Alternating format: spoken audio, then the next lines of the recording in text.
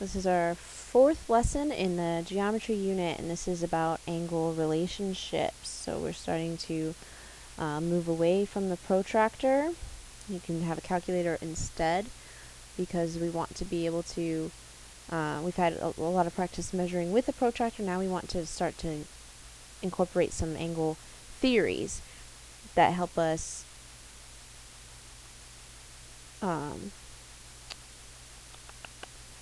solve some problems without having to actually physically measure the angles. So we're looking for angle PIT. Angle PIT is 180 degrees. Angle PIA, I couldn't line my thing up exactly on the 0 point. You can see it's over just a tiny bit, but it's a 90-degree angle. Angle NIA we're going to come back to. Angle TIN from 0, 10, 24. 24 degrees, and you read it on the protractor. Angle NIA now. It's not 24 degrees and it's not 90 degrees because it's not lined up on the 0 edge. So we need to be able to find the measurement of this angle without lining it up on the 0 edge. We don't have a protractor. So there's a couple of ways to do it. One way is, well, it's from 24 to 90, so we can just subtract. What's the difference? When you get from 24 to 90, how many degrees do you go? And the answer to that is 66 degrees. You could also physically count. Well, 5, 10, 15, 20, 25, 30, 35, 40, 45, 50, 55, 60, 65, 66. So we could count or subtract in order to be able to figure it out without lining the edge up. Today's objectives are to use inductive reasoning to discover angle relationship theories. That means that we're going to go from specific examples to try and make a more general rule. We're going to practice using angle relationship theories to find angle measurements without a protractor. Starting with supplementary and complementary angles. All of the figures below contain a right angle made up of two smaller angles. They are not to scale, but one of the small angle measurements is already provided for you, so we see if we can figure out what the missing angle measurement should be. And invariably, somebody says that they know how to get the answer. I'll remind them, well, how many degrees does a right angle have? 90. So this whole thing is a 90-degree angle. And we know that this part here is 73 degrees. So what's missing is this part here. And we can subtract in order to get that, because 73-degree angle and another angle need to make together this right angle. So that's going to be 7 and 17. 17 degrees.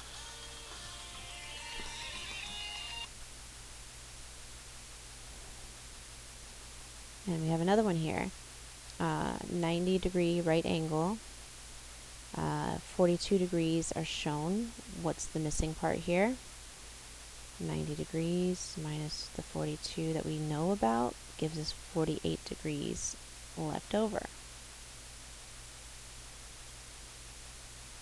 90-degree angle minus the 34 degrees we see gives us 56 degrees. So the rule is that two angles are complementary if the sum of their angle measurements is equal to 90 degrees. So this is a vocabulary word, complementary. Students need to be able to remember this. Complementary angles are two angles that add up to be 90 degrees. So we have some angle pairs here. Notice that some of them are not together. That doesn't matter. It's any two angles that together would make a 90-degree angle. They don't have to be touching. If I put them together, would they make a right angle? So we're going to cross out any that are not complementary. Well, 30 and 60 together, they make 90, so that one's okay. 26 and 33 together make 59 degrees. That's not complementary. It doesn't make a 90-degree right angle, and you can actually see that in the picture.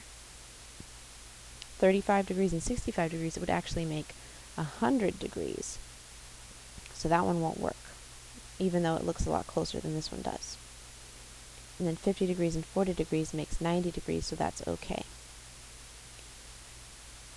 So to find the measure of a missing complementary angle, just blank the known angle from blank. Well, it's 90 degrees. We're looking for 90 degrees. And if it's a missing angle, see, these we added because we're looking to see, do they make 90 degrees? But if one of these was missing and I said it is complementary, what if I said you have a 65-degree angle and another angle, and together they're complementary? Well, you'd say 90 minus 65 gives you 25, and you know that 25 should be the measure of this angle. So we subtract from 90 in order to find the missing amount. There's another special relationship with angles. In each figure below, there's one straight angle. How can we find the missing angle measurement? So JKL is 180 degrees. It's a straight angle. That means that together, these two angles make 180. This part is 66, so we can subtract to find the difference, what is missing here, and we get 114. Same idea here. It's a 180 degree straight angle. This part is 32 degrees. What is this part? Well, I'm going to take away 32 from my straight angle measurement, and I'm going to get 148 degrees.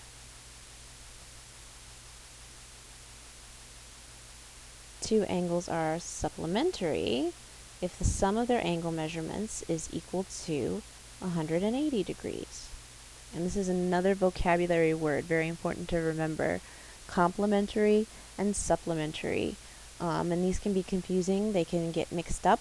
The main important thing here is that you know that if it's a straight line, the angles add up to 180. And if it's a right angle, the angles add up to 90. But for purposes of testing, it might be called on to remember actually the vocabulary words. You might want to come up with a mnemonic device to help you. Something that might help is complementary, starts with C, and a 90-degree angle looks like a corner. So if it's a corner, then it is complementary, 90 degrees. And supplementary starts with an S, just like straight line does, or straight angle. So that's something that can help. Alright, we're going to do the same thing here where we're going to check to see if they're supplementary. Remember that they have to add up to 180 in order to be supplementary. So 70 and 120 make 190, so that's not going to work. 45 and 135 make 180, so that's fine. 35 and 137 makes 172, so that won't work. 45 and 143 makes 188, so that won't work, that's too big. 139 and 41 actually does make 180, so that's fine. And 58 and 32 actually make 90, so these are complementary, but not supplementary. So to find the measure of a missing supplementary angle, just subtract the known angle from 180 degrees.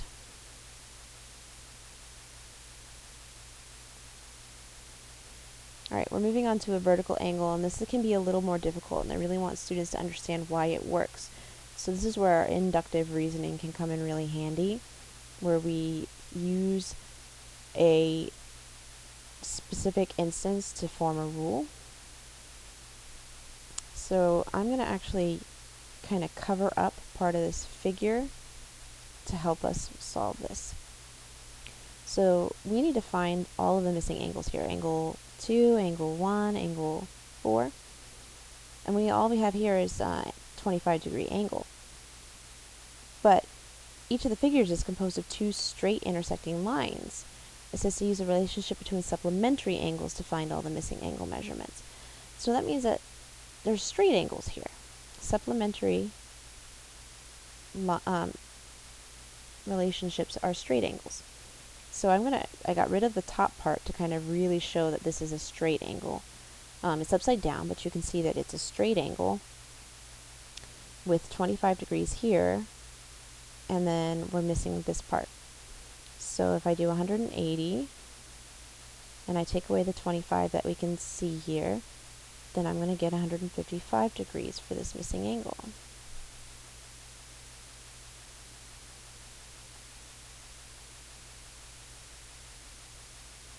Now, what about this angle, angle 2? If I want to figure that one out. Well, let me rotate this, and because you can see there's a straight line over here, it's just diagonal. There's a straight line.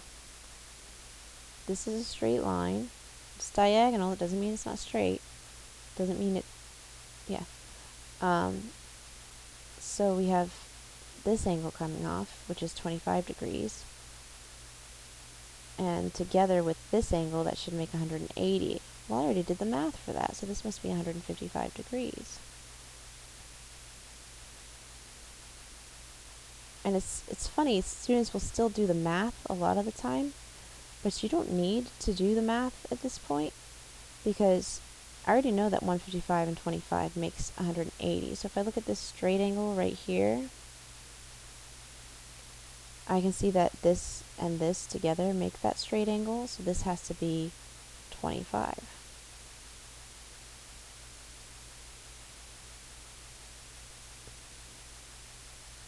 And it also makes a straight angle here, so this angle and this angle.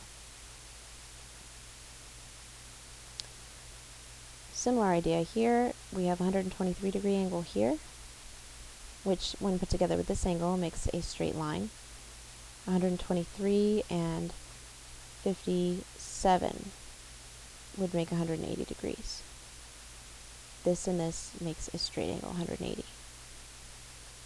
Then we have this straight line here, which is, maybe I'll do this in a different color. This angle and this angle together make that straight line right there.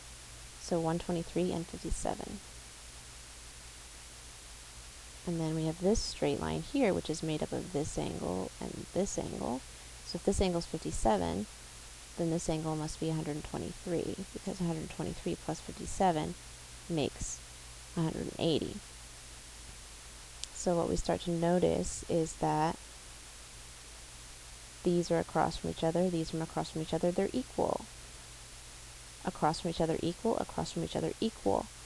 This is always going to be true with straight lines. The rule is that vertical angles, we call them vertical angles, are opposite angles formed by intersecting lines. They are always congruent, meaning they have the same angle measurement. So these figures are also made up of straight intersecting lines. And we're going to name the vertical angle pairs. So any angles that are across from each other, they're going to look the same, and their measure will be equal. So angles 2 and 4 are across from each other. They are made by intersecting lines. They're going to have to be equal. Angles 1 and 3 are across from each other. They look the same. They're made by intersecting lines. They have to be equal. Here we have CAT is across from and equal to PAR. And CAR, this is this obtuse angle, has to be the same as this obtuse angle, TAP. This was a little more challenging because there's more intersecting lines, but what you can see is there's still like these angles that are going to add up to 180. These are going to add up to 180 together. These are going to add up to 180 together. These are going to add up to 180 together. These, and these. So we're going to have some angle pairs. The 3 and the 6 are across from each other. They are equal. The 5 and the 2 are across from each other. They are equal. And the 4 and the 1 are across from each other. They are equal.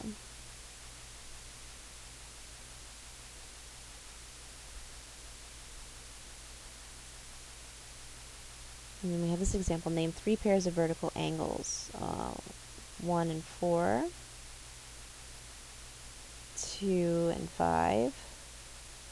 3, and 6. Just like before. 1 and 4, 2 and 5, 3 and 6. And then the angles that make 180 degrees, anything that when you put them together makes a straight line. So these together make this straight line. 1, 2, and 3. These together make this straight line.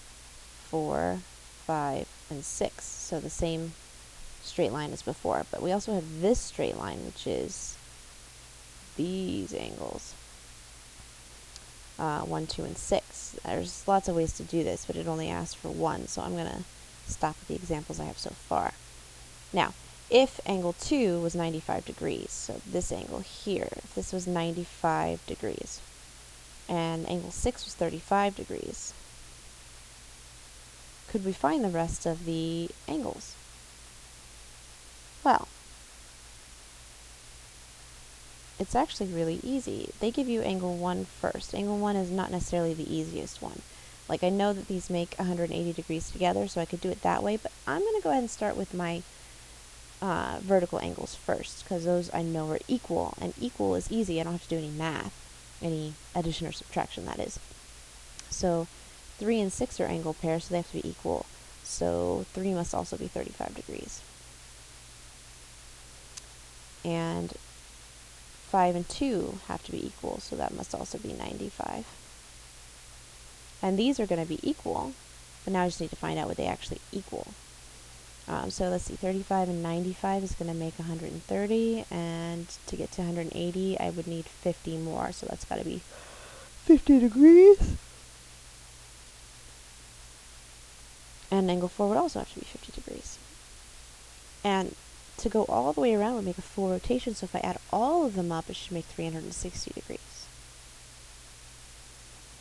And that was page 4. We're also going to take a look at page 5 here. This is a harder example. I have all of these different angles here, and I have this one extra line that's going to make things a little more difficult. Angle 1 is 90 degrees. I know this because it's marked with that little square. That means that it's 90 degrees. Angle 2 is 38 degrees. I know this because it's given. If angle 1 is 90 degrees, then angles 2 and 3 together also have to be 90 degrees, because 90 and 90 makes a straight line.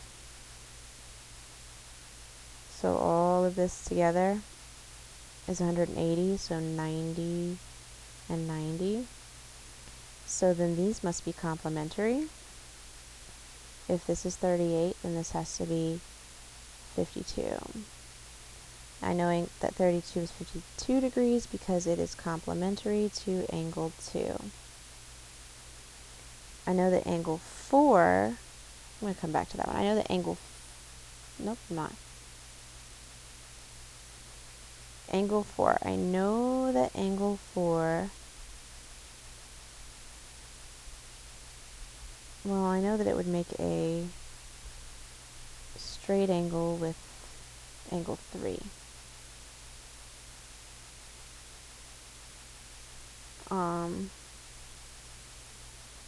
So I'm going to go ahead and say, well, together that's 180, 52, and 180, or 180 minus 52 would give me 128.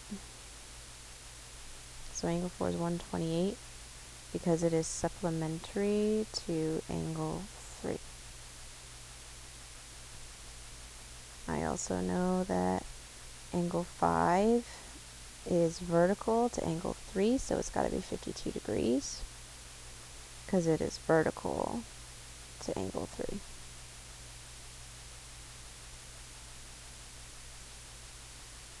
And then we have some practice.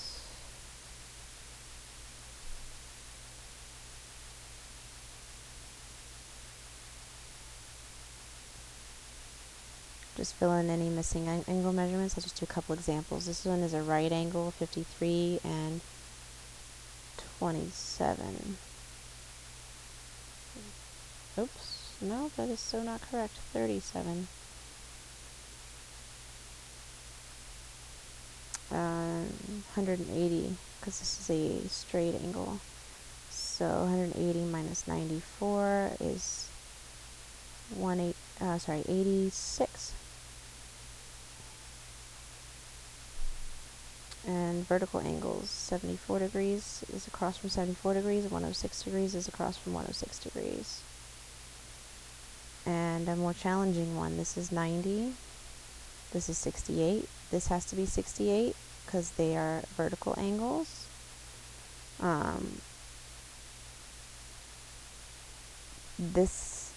These make a straight angle, so this has to be 112 degrees to make 180.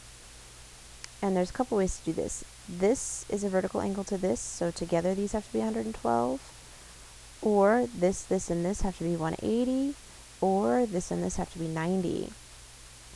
I'm going to go ahead and do, it's going to be 22 because it needs to make 112. And I add that together and I get 112. So just choose whichever way is most comfortable to you. Again, 22 and 68 makes 90. So they're complementary. And then 90 plus 68 is 158 plus 22 is 180. So they make this straight angle. So lots of ways to do this. And then there's the homework. Use the figure to answer all the questions. Two angles that are supplementary to angle DOE, supplementary, meaning that together they make 180 degrees. There's this one and then there's this one, for example.